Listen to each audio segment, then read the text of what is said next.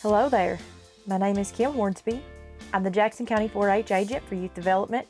I work for the University of Kentucky College of Agriculture, Food, and the Environment Cooperative Extension Service. Today I'm here with Easton Copley from the Kentucky Department of Fish and Wildlife, and Easton is going to show you how to fillet a fish. Now, these fish were caught right here in our very own Lake Beulah. So we want to encourage everyone to get out and take a kid fishing this weekend, maybe sometime this summer, and just enjoy the great outdoors. So I'm going to turn it over to Easton to do this little demonstration with us. All right, we've got two fish here that came right up the road from Beulah Lake. We've got a 12-inch largemouth bass. We're going to show you how to clean that, and a couple of decent-sized bluegill. So the hardest part about bluegill is you're not going to get a lot of meat.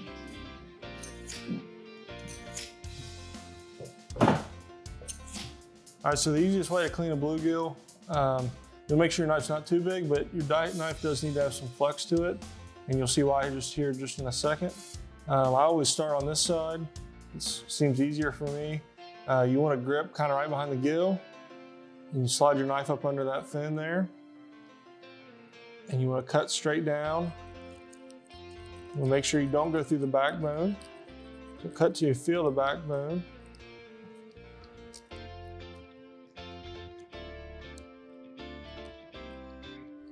Once you hit the backbone, you want to turn the knife sideways. You hear that? That's ribs. So we're just going to work down through those ribs, keeping pressure here with my first finger. And that's allowing us to stay on that backbone and get the most meat out of this as we can.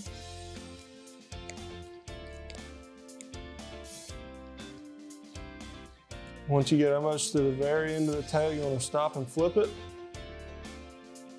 And do the same thing. So you're going to stay down as tight as you can to those scales, and your knife will just slide up through there.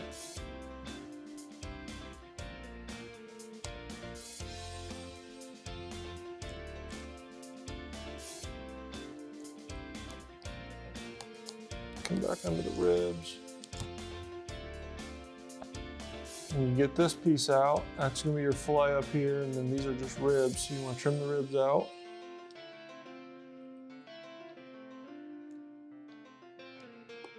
Stay as close as you can to them.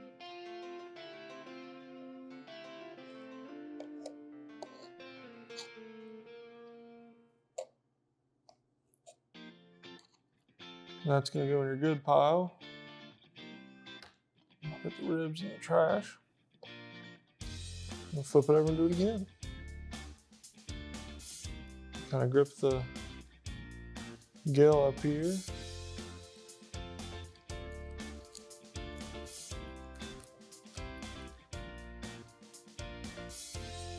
Now this bottom side, when you flip it over, this whole region here is ribs. So you don't have to worry too much about what you're hitting and not hitting down there, because it's all going to end up in the trash pile.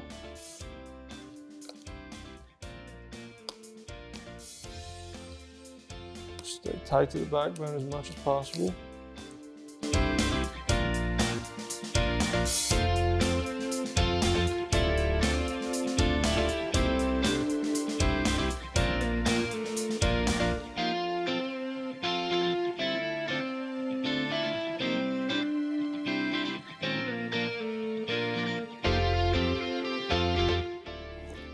Flip it.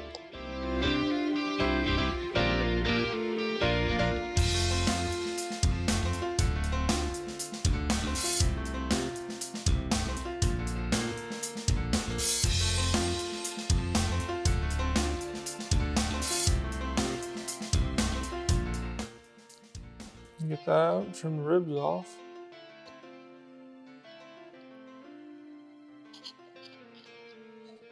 And put that in a good pile. Put the ribs in the trash.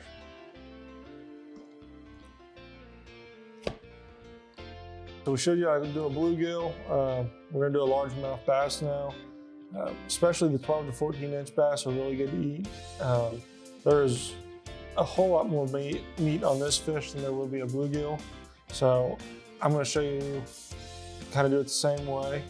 Hold it behind its gill. cut straight and make sure you don't cut through it.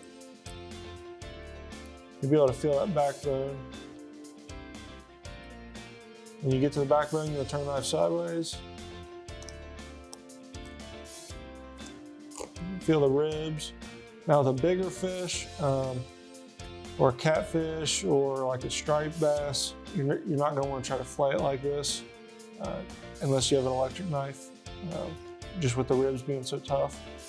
So you get almost to the back of the tail.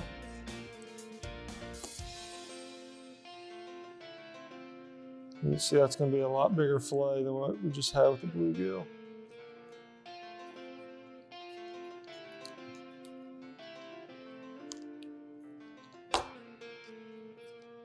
Trim these ribs out.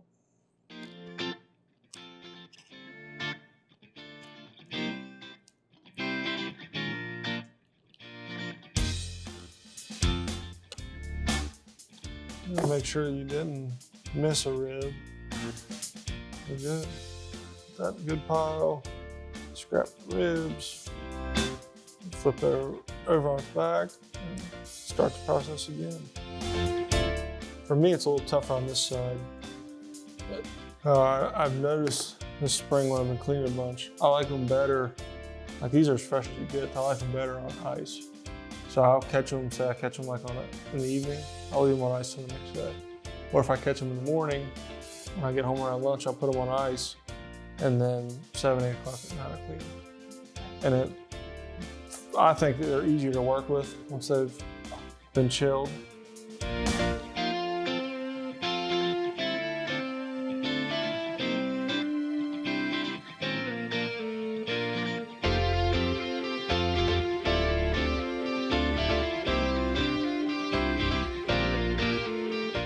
So we got our fish cleaned up. We're just gonna take a sandwich bag, put some water in it. It's important, especially if you're not cooking right away, that you make sure you wash. You see these need to be washed. There's still some scales. While you're washing it, you're gonna wanna make sure that you're not feeling any bones. You get them washed up, a little piece like that. Try to pick that one off.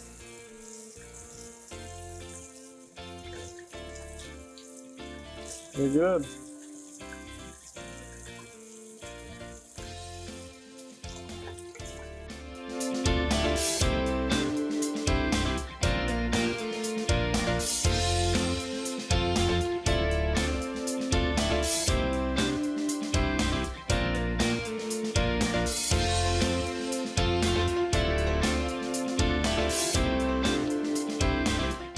We've got all the fillets cleaned up. We're just gonna fill it with water.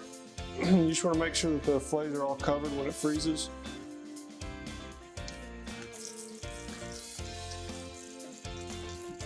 It'll freeze just like that.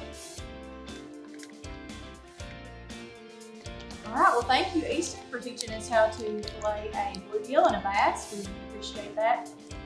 We do want to encourage all of our 4-Hers, if you are going to try this yourself. This is more for the older kids, so let's make sure that we're being safe and that we are doing this with supervision of an adult. And so I just want to make sure that we point that out.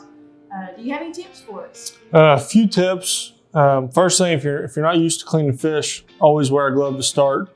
I mentioned this earlier, this glove, you can actually cut it and it's not going to cut through it. So if you're not used to it, wear a glove. Second tip, try different size knives. You can see I brought 2 today. One's a little bit smaller and stiffer than the longer, more flexible one. It's kind of just personal preference. So try a couple different knives. They also make an electric knife that can make it a whole lot easier. But for me, I lose the sensitivity. So I end up messing up a lot with that. Make sure your knife's sharp. So you always have a knife sharpener. After you clean a couple, sharpen it.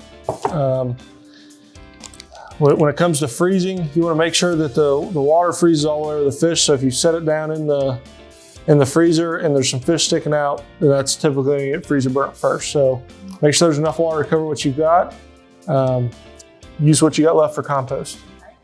Very good. Now, how many fish would we need? Let's say we've got 2 people. How many fish would we need to be able to catch? What would we Bluegill wise, depending on how good you are cleaning them, of course, you are going to mess one or two sides up. So you saw how big the pieces were, and you're going to get 2 pieces off each fish. So I would think around 10 or 12 fish. That gives everybody some fish to eat. The bass you could see were a little bit bigger. If you had 4 or 5 of those bass, I'd say it could feed 2 people.